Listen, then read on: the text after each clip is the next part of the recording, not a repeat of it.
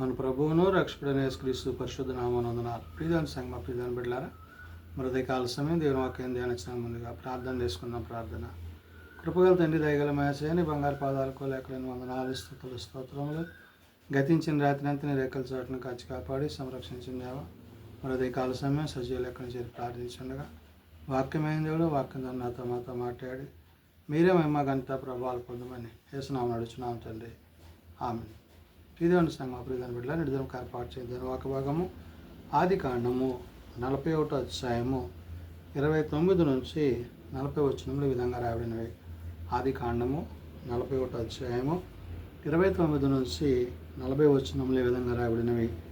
ఇదిగో, ఐగుప్తు దేశం అంతటను బహు సమృద్ధిగా పంట పండు 7 సంవత్సరములు వచ్చుచున్నవి, మరియు కరువు గల 7 సంవత్సరములు వాటి తర్వాత వచ్చును. అప్పుడు ఐగుప్తు దేశమందు ఆ పంట సమృద్ధి యావత్తును మరువబడును, ఆ కరువు దేశమును పాడు చేయును. ప్రియదేవుని సంగమా, ప్రియదేవుని బిడ్డలారా, మరి ఫరోకు వచ్చిన ఆ యొక్క కళ యొక్క భావాన్ని, మరి ఎప్పుడైతే దేవుని దాసుడిగా దేవుని బిడ్డగా మరి తాను తెలియజేసిన మాటలు అనగా దైవభక్తుడిగా దైవ సేవకుడిగా దేవుని యొక్క చిత్తాన్ని దేవుని యొక్క ఉద్దేశాన్ని ఫరోకు తెలియజేసిన యోసేపు యొక్క సేవకుడు, అంటే యోసేపు సేవిస్తున్న ఆ ప్రభువే దాన్ని ఆయనకి తెలియజేశాడు. కాబట్టి ఇక్కడ వాక్యం సెలవిస్తున్నట్లు, ఇదిగో ఐగుప్తు దేశం అంతటను బహు సమృద్ధి పంట పండును 7 సంవత్సరములు వచ్చుచున్నది. 7 సంవత్సరాలు మంచి పంట కలిగి వాళ్ళు ఉంటారు. అటుపైమట ఏమంటున్నాడు, మరియు కరువు గల 7 సంవత్సరాలు వాటి తర్వాత వచ్చును. అప్పుడు ఐగుప్తు దేశం మందును పంట సమృద్ధి యావత్తును మరువబడును, ఆ కరువు దేశమును పాడు చేయను. కాబట్టి మరి తృప్తిగా పంట సమృద్ధిగా పండినప్పుడు ఏ బాధ ఉండదు. మరి 7 సంవత్సరాలు పంట లేనప్పుడు బహు భయంకరమైన పరిస్థితులు ఉంటాయి. కాబట్టి వాటిని ఉద్దేశించి ఫరోకు తెలియజేసిన ఈ యొక్క యోసేపు యొక్క మాటలన్నిటిలో యోసేపు ఏదైతే ఫరోకు తెలియజేశాడో దేవుని మాటగా అవి విన్న మరి ఫరో వాటి విషయంలో గురించి ఆలోచిస్తూ, దాని తరువాత కరువు చేత దేశమంతా ఆ పంట సమృద్ధి తెలియబడకపోవును, ఆ కరువు మిక్కిలి భారముగా ఉండును అంటున్నాడు. కాబట్టి ఆ పంట అంటే ఒకవేళ వాటిని మనం సమృద్ధిగా పండిస్తున్నప్పటికీ వాటిని సరైన రీతిలో ఉపయోగించకపోతే దాని యొక్క ప్రభావము ప్రజల మీద ఏ విధంగా ఉంటుందనే విషయాన్ని గుర్తు చేస్తూ, దాని తరువాత కరువు చేత దేశమంతా ఆ పంట సమృద్ధి తెలియబడకపోవును, ఆ కరువు మిక్కిలి భారంగా ఉండును అంటాడు. కాబట్టి అటువంటి పరిస్థితుల్లో ఈ కార్యము దేవుని వలన నిర్ణయింపబడి ఉన్నది. ఇది దేవుడు శీఘ్రముగా జరిగించును. అందుచేతనే ఆ కళ ఫరోకు రెట్టింపబడెను అంటాడు. కాబట్టి 2 సార్లుగా ఫరోకి దేవుడు ఆ విషయాన్ని గుర్తు చేశాడు. కాబట్టి ఆ విషయాన్ని గుర్తు చేసుకుని ఫరో బహు జాగ్రత్తగా మరి తన దేశాన్ని ప్రజల్ని పంటని కాపాడవలసి ఉందనే విషయాన్ని ఇక్కడ ఎప్పుడైతే భక్తుడైన మరి సేవకుడు చెప్పాడో ఆ సేవకుని యొక్క మాటలు, అంటే ఎప్పుడైతే ఫరోకు దేవుడు తన చేసిన యోసేపు యొక్క మాటలు తన మాటలు కాదు, దేవుని మాటలు.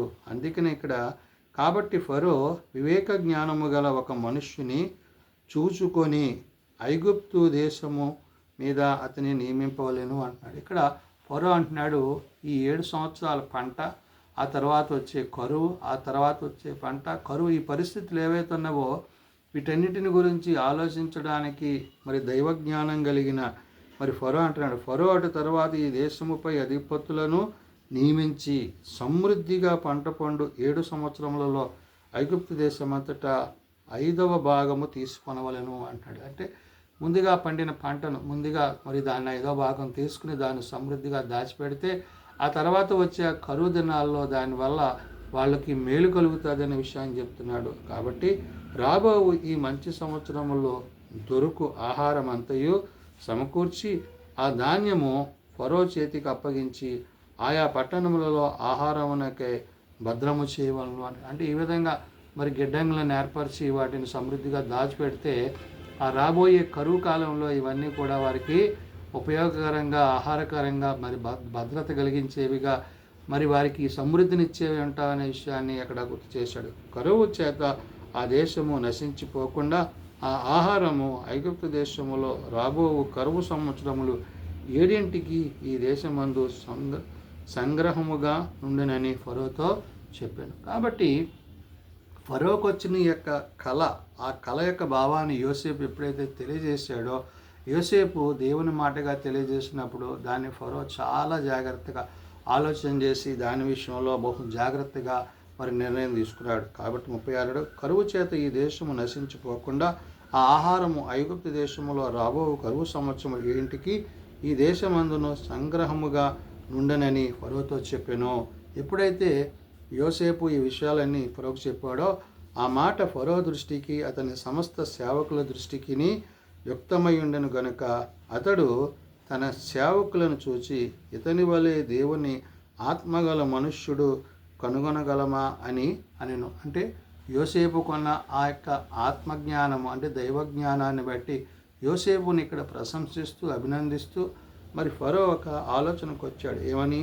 మరియు ఫరో, దేవుడు ఇదంతయు నీకు తెలియపరచును గనుక నీ వలె వివేక జ్ఞానము గలవారెవరునూ లేరు. కాబట్టి దేవుడు నీకు ముందుగా తెలియజేశాడు కాబట్టి, నీకు వివేచన జ్ఞానము, వివేకం కలిగిన జ్ఞానం దేవుడిచ్చాడు కాబట్టి అని చెప్తూ, నీవు నా ఇంట అధికారివై ఉండవలెను, నా ప్రజలందరూ నీకు విధేయులై ఉందురు, సింహాసన విషయంలో మాత్రము నేను నీకంటే పైవాడనై ఉందనని యోసేపుతో చెప్పాను. ఇక్కడ ఫరో అంటున్నాడు, అయ్యా నీవే సమస్తాన్ని చూసుకోవాలి, ఎందుకంటే ఎలాగైతే కళ భావాన్ని వివరించావో ఆ రాబోయే కరువును బట్టి, ఆ పంటను గురించి, సమస్తాన్ని గురించి నీవే సమస్తాన్ని సిద్ధపరిచి నువ్వు దాని విషయంలో ఒక ఉన్నతమైన అధికారిగా నీవు ఉండాలని చెప్పి ఫరో మరి యోసేపును వేడుకోవడం జరిగింది. ఇదిగోని పిల్లరా, దేవుని యొక్క చిత్తములో, దేవుని యొక్క ఉద్దేశంలో, దేవుని యొక్క ఆలోచనలో ఉన్నప్పుడు దేవుడు ఏ విధంగా తన ప్రజలను కాపాడి సంరక్షిస్తాడో, చెరలో ఉన్న యోసేపు పరిస్థితి నేడు దేవుడు తనను ఒక ఉన్నతమైన స్థానానికి నడిపించడం జరిగింది. కాబట్టి నేడు నీవు ఆయన యందు, ఆయన మాటల యందు, ఆయన ఉద్దేశాల యందు నిలిచి ఉంటే, అలనాడు యోసేపుకు తోడైన దేవుడు నేడు నీకును, నీ కుటుంబానికును, నీవు చేయి పనికి నీకు తోడై ఉంటాడని ఉదయకాల సమయమున వాక్యం ద్వారా తెలియజేసిన మాటలు ప్రార్థన చేసుకుందాం. ప్రేమగల తండ్రి, దయగల మా ప్రభువా, కృపగల మా యేసయ్య, నిజమైన ఆయన నీ యందు నమ్మిక కలిగి, నీ యందు విశ్వాసము కలిగి అయ్యా మరి కళ భావాన్ని మరి ఫరోకు తెలియజేసినప్పుడు అది దేవుని చిత్తమైనదని, దేవుని మాట అయినదని తెలియజేశారు. ప్రభువా, నీ చిత్తాన్ని, నీ ఉద్దేశాన్ని ఎవరైతే గ్రహించి తెలుసుకుని ఆ ప్రకారం జీవిస్తారో వారికి తోడై ఉంటావు. కాబట్టి అలనాడు యోసేపుకు నీవు తోడై ఉండి అతన్ని నడిపించి గొప్ప చేశావు. కాబట్టి నాయన నేడు నీ బిడ్డలైన వారిని కూడా అటు రీతిగా నీవు ఆశీర్వదించి దీవించి గొప్ప చేసే దేవుడు కాబట్టి ఏ ఒక్కరునైనా నశించక అంతటా అందరూ మారు మనసు కలిగి, పాపక్షమాపణ కలిగి, నీ వాక్యమును బట్టి, నిన్ను బట్టి జీవించుటకు ప్రతి వారికి నీ సహాయం దయచేయండి. చిన్న బిడ్డలు, యవనులు, పెద్దలు, వృద్ధులు ప్రతి వారిని వాని తరగతుల చొప్పున ఆశీర్వదించి దీవించండి. ఏ ఒక్కరు నశించక అంతదందరూ మారు మనసు కలిగి నీ రక్షణ మార్గంలో, నీ రాజ్యంలో చెరగలిగిన కృప దయచేయండి. ఏదైనా పరిచయాల్లో, ప్రయాణంలో, సేవలో, సమస్త విషయాల్లో మీ సన్నిధి, మీ తోడ్పాటు, మీ తోడు దీవెన మా అందరికీ దయచేయమని యేసునామమున అడుగుచున్నాము తండ్రి. ఆమేన్. పరలోకమందున మా తండ్రి, నీ నామం పరిశుద్ధపరచబడగాక, నీ రాజ్యం వచ్చుగాక, నీ చిత్తం పరలోకమందు నెరవేర్చినట్లు భూమి మీద నెరవేరుగాక. మా అనుదిన మాకు దయచేయం. మరి అలా ప్రార్థన చేసిన వారిని మేము క్షమించిన ప్రకారం మా ప్రార్థనలను క్షమించము. శోధనలో తేక దుష్టులను తప్పించము. రాజ్యము, శక్తి, మహిమ నిరంతరము నీవేనావు తండ్రి. ఆమేన్. మన పరమ తండ్రి అయిన దేవుని ప్రేమ, ప్రభువైన యేసుక్రీస్తు కృప, ఆదరణకర్త అయిన పరిశుద్ధ ఆత్మ సహాయము సదా తోడైండి సంరక్షించునుగాక. ఆమేన్.